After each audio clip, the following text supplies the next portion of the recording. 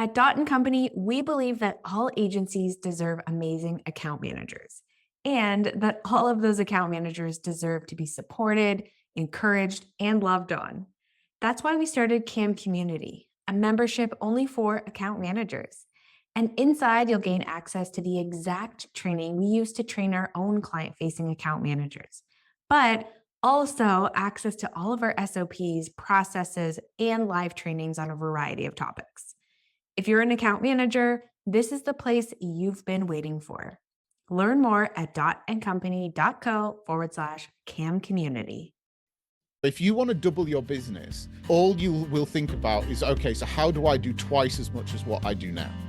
Whereas if you think I want to 10x my business, you know that you can't do 10 times what you do now. So you have to deconstruct it and break it a little bit to rebuild it in a way that can 10x. Welcome to the Happy Clients Podcast, brought to you by Dot & Company. Whether you're a virtual assistant, an agency owner, or a client-facing account manager, we all deal with clients. Lucky for you, client management is what we do best. Now, let's dig in, chat cam life, and have some fun along the way. Cheers to Happy Clients.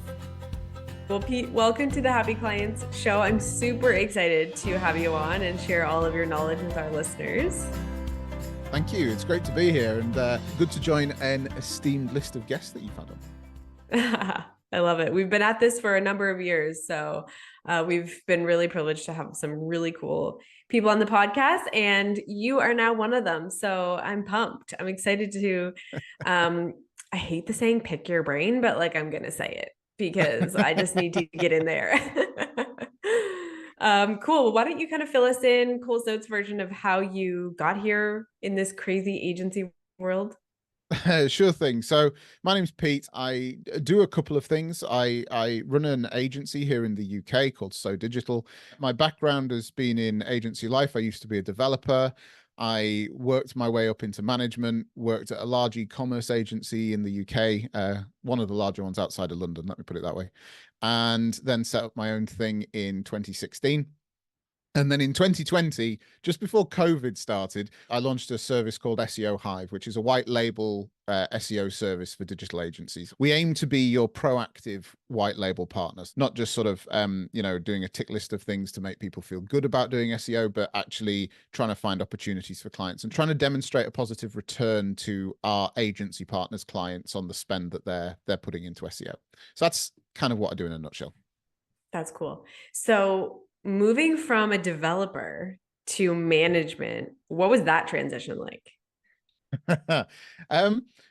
Yeah, it was interesting. I love developers. Developers are great. You very much get two types of developer though. And I really don't mean any offense by what I'm about to say, just to tee that one up. But you kind of get the developers that just want to live in a cupboard. And what they want you to do is get a project, like open the door, throw the project in, and slam the door shut behind them. And then 4 days later, they want to be able to throw it out and you're ready to throw the next one in.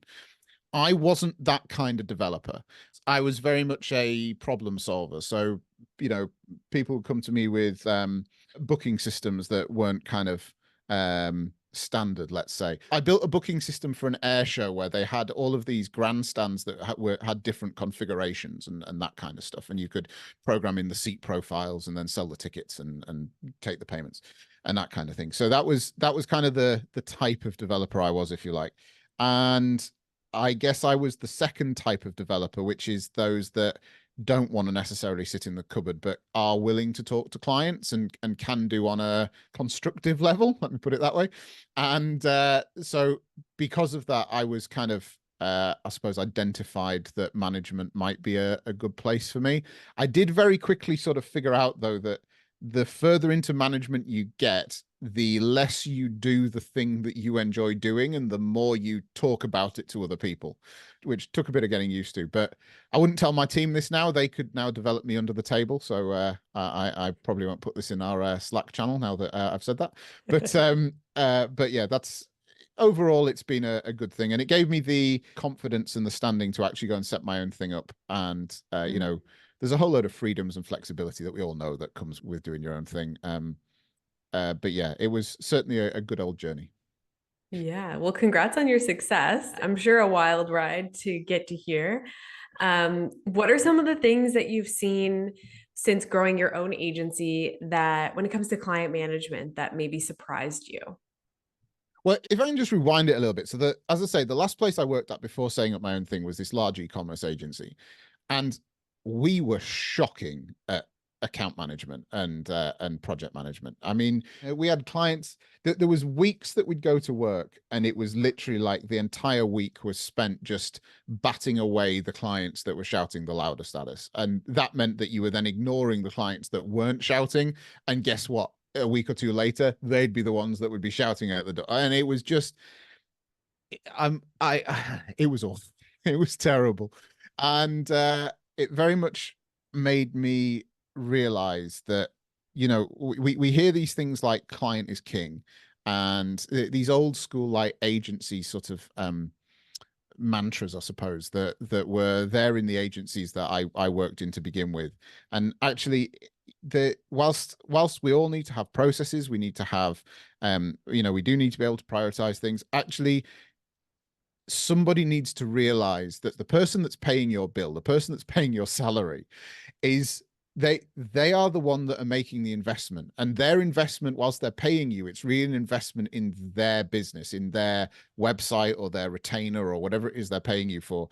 And I don't think it's ever a bad thing to just remember that from time to time and actually lift yourself out of the agency level shoes and put yourself on the client side of the table.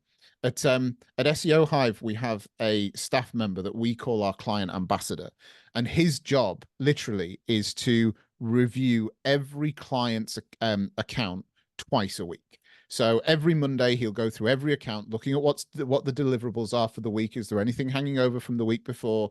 Is there anything that we need to, that we're waiting for on the client? Any questions, etc. And then towards the back end of the week, like Thursday afternoon, normally he'll go through every account again, making sure that the stuff that was promised for this week's been delivered. And if not, why not? Where's it going to be up to? When's the client going to see it? And just keeping that level of communication open.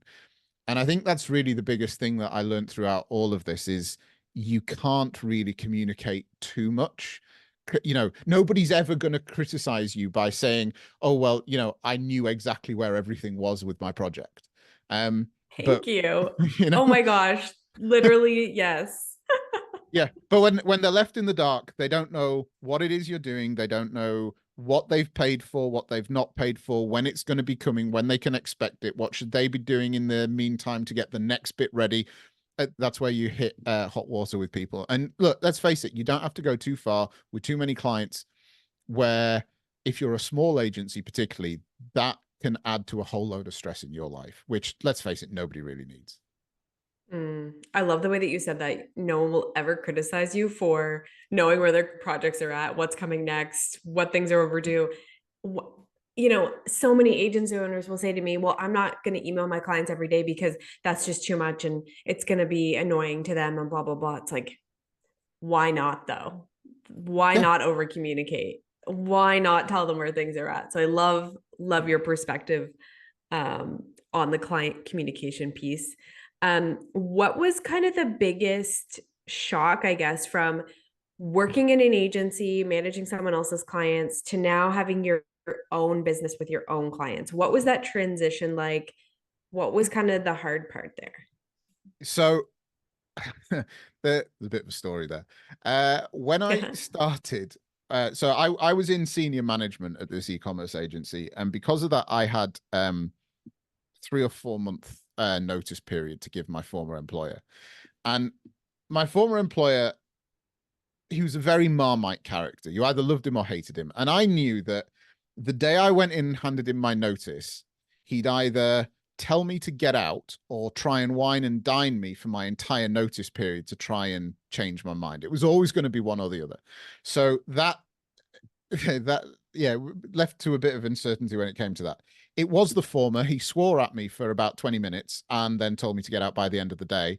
And by the time I got home, I'd been paid in full for my notice period. So he actually did me a really big favor. So Matt, if you're listening, thank you. But it meant that I literally didn't have to worry about taking a salary for 4 months and could worry about building my business up to, and getting some paying clients sort of pay me on a regular basis. Well, there's two things that I wanted to mention here. The first is my first emphasis was on recurring revenue. So I did start, there was myself and my business partner. There was only the two of us. We had a very low overhead. As I said, I didn't really have to take a salary for the first few months. So that lifted some of the financial pressure. So we did focus on growing the recurring revenue, and it took us 6.5 to 7 months to actually build our recurring revenue to the point that our salaries were taken care of, the few overheads we had were taken care of. And then ever since then, we've been able to make business decisions based on whether the company can afford it on a recurring basis. We now have a team of 9 people, and every hire we've made has been because the company could afford it. Before COVID, we did have an office, but COVID made everybody go home. So we all started working from home. So now we have home offices and stuff. But that was the first thing that we sort of solidified into our business plan. The second thing was that you do feel very responsible for the financial side of things. You need to get more detailed with your cash flow than just what happens to money when it appears in your bank account. So actually having a focus on sales, understanding what a pipeline is, having things that give you exposure like podcasts or webinars or lead magnets or stuff to advertise or whatever. You do have to remember that you need to feed your business just as much as you maybe advise your clients that they need to be advertising theirs. So we made a very concerted effort that our business was going to be a client of ourselves. And so literally on our roster, on our work schedule, we have a business, which is So Digital Communications. Likewise with SEO Hive, we treat SEO Hive as one of our own clients. So we do for us exactly what we do for other people. And we don't just wait until we're out of work to then worry about where the next sale's coming from. I love that. And you now consult with other agencies, is that right? You help them out? Yes. Yeah. So I do some personal consultancy, and I also have some courses that help agencies deliver mainly SEO based sides of their services. Cool. So with the clients that you're consulting with, what are some of the pain points that they're having? So obviously this is such a generic topic, but let's say an agency comes to you and they're like, "Hey Pete, I'm ready to grow my business. I'm ready to like stop working 80 hours a week." What do you tell them to do? What is step number 1? So normally we start by taking some kind of audit of their business as to where I sometimes call it a blueprint, but it's to look and find out where their business isn't performing the way that they're telling me. Normally when people come to me and say what you've just said to me, I'm thinking, yeah, that's too good to be true. If you were really wanting to do that, you wouldn't be speaking to a consultant like me. So there's a problem somewhere and you're not telling me where it is. So let's go find it. So the vast majority of times it's normally to do with either the income of leads or the generation of processes. They're normally the biggest two things that agencies that I consult with need to overcome with. Occasionally there's other things. A lot of the people I consult with do want to move to a recurring revenue model. So that can be a key theme that we cover a lot of the time. But generally speaking, if I'm doing $250,000 now, I want to be at $1 million. Where do I get the leads from to get me from A to B? We have a process that we go through, which we call the circle of truth. And that looks at what freaks out any business, really. We also use the circle of truth with customers as well. What freaks people out is when they say things like that. And we say, okay, so if you've got, let's say you're doing $250,000 turnover right now, you want to get to $1 million. At the moment, you're serving, I don't know, 35 clients. So that means if you do exactly what you do now and want to get to $1 million, you're going to need 140 clients in the next year. And all of a sudden you can see their face go white as they think, God, I can't serve 140 clients. What are you talking about? So we then work through this process whereby we look at, so how much are you spending on marketing? How efficient are you being? What is your average customer value? How could we increase that customer value? So if we're saying you're doing 35 clients and I can't do the maths fast enough in my head, but they're paying you about $9,000 each a year. Right. So what if we could increase that $9,000 to $12,000 a year? So, and how can we look at that? All of a sudden, you don't need 140 clients, you only need 110. That still might be a few too many, but we can look at other ways of making you more efficient to increase that. As I say, we go through this process to actually put a plan in place to, right, so what does $1 million business, in this instance, look like for your company? And when we can figure that out, we can then reverse engineer what that looks like to where you are now and put the stepping stones in place to get you from A to B.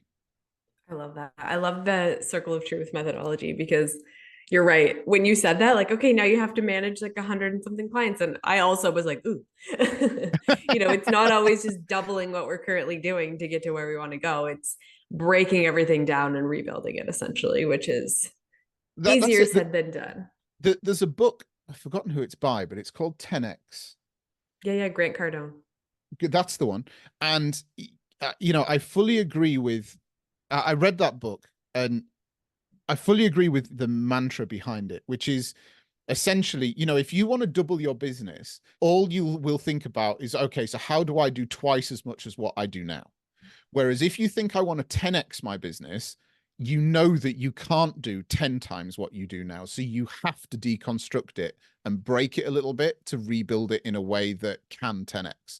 And from a business development point of view, regardless of whether you 10x it or 6x it or 4x it or whatever, that's a far better, more healthy view of how to build a business than simply trying to do more of the same.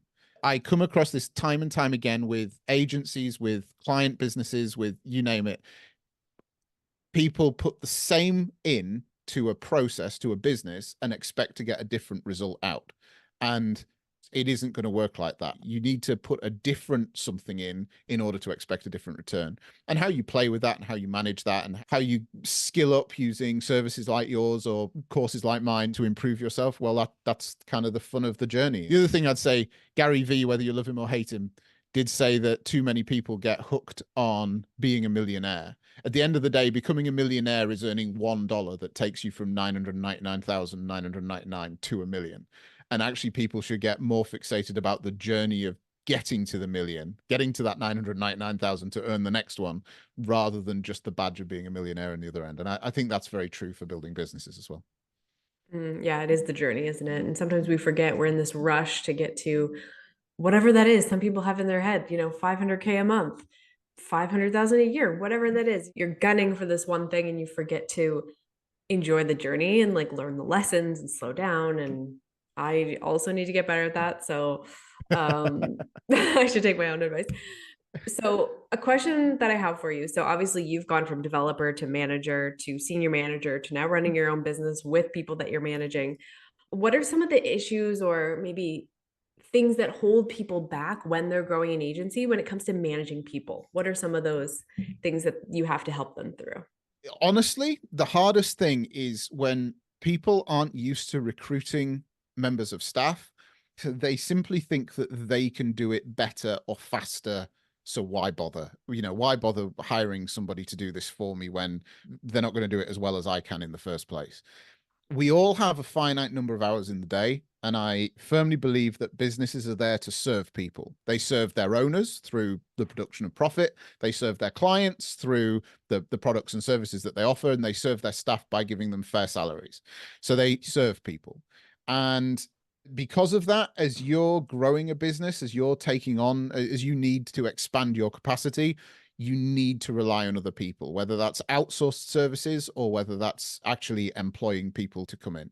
And having the confidence, a lot of it's down to confidence, but having the confidence, having the understanding of what it is you're trying to achieve and what role this other person is going to play in that is having that sort of clearly in your head, having that clear vision is something that people really struggle with, I think.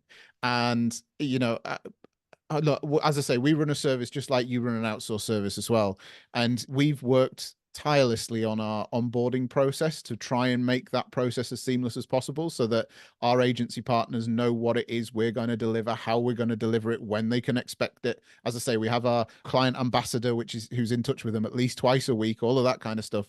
And that is all down to setting that expectation of, right, so this is how the delivery is going to work. And yeah, I think that's really the biggest hurdle is that expansion thing.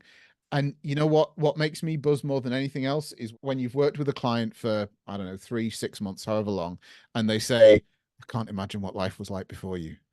And that's when I know that we are ingrained in their business. They rely on us. We obviously rely on them. They're our customers. We're here to serve them as well. And it's really great to know that we've got to that stage with them. I love that.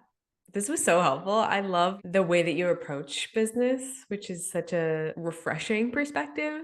And obviously, you work with a lot of agency owners, so you know the pain that most of our listeners are going through. Pete, how can agency owners find out more about you? Maybe utilize some of your services for outsourced SEO. Tell us more. So I have my own personal brand website, peteeveritt.com. Everything's linked off from there. My white label service is called SEO Hive, so that's seohive.co.